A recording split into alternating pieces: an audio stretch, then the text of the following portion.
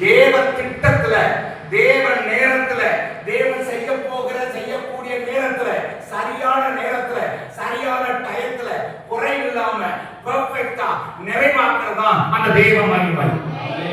அல்லேலூயா சொல்லுங்க, சொல்லுங்க. ஆமென் சொல்லுங்க உற்சாகமா. ஹalleluya. நாம் வேண்டிக் கொள்வதற்கும் நினைப்பதற்கும் மிகவும் அதிகமாய் நாம் கிரியை செய்ய தேவ மகிமை உங்களோட இருந்துச்சுன்னா நீங்க நினைக்காதது நடக்கும். அல்லேலூயா சொல்லுங்க.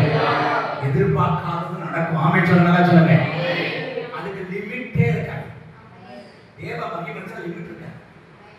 நீங்க என்ன லிமிட் வச்சிருப்பீங்கன்னா, என் கடை 10 லட்சம் எடுக்கிறது, இன்னொரு 5 லட்சம் பிள்ளையோட கல்யாணம், 15 லட்சம், இன்னும் 2 லட்சம் வந்தா இந்த வேலையை முடிச்சிடலாம்னு உங்களுடைய மைண்ட்ல, உங்களுடைய திட்டத்துல நீங்க எழுதி இது நடக்கும்னு எதிர்பார்ப்பீங்க.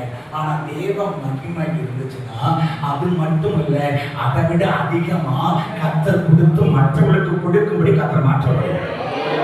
அதுதான் தேவ மகிமை. அல்லேலூயா சொல்லுங்க. நினைப்பதற்கும் வேண்டுவதற்கும் மிகவும் அதிகமாய் கிரியை செய்கிற அவருடைய வல்லமை. ஆமென் சொல்லுங்க. அல்லேலூயா சொல்லுங்க. தேவ ஜனமே உன் குறைவு நிறைவாகணும்னா அவருடைய மகிமை இல்லாம நடக்காது. அப்போ குறைவு நிறைவாக வேண்டும் என்று சொல்லிக்கணுமா, இல்ல உங்க மகிமையினால என்ன நிரப்பு நினைச்சவிக்கணுமா? அந்த பார்வை விட்டுரும்.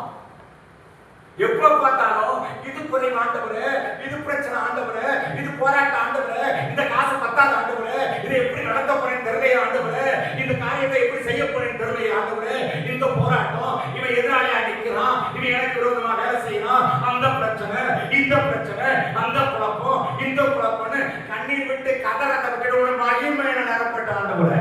அல்லேலூயா. சொல்லுங்க. ஆமென் சொல்லுங்க. சொல்லுங்க. அல்லேலூயா.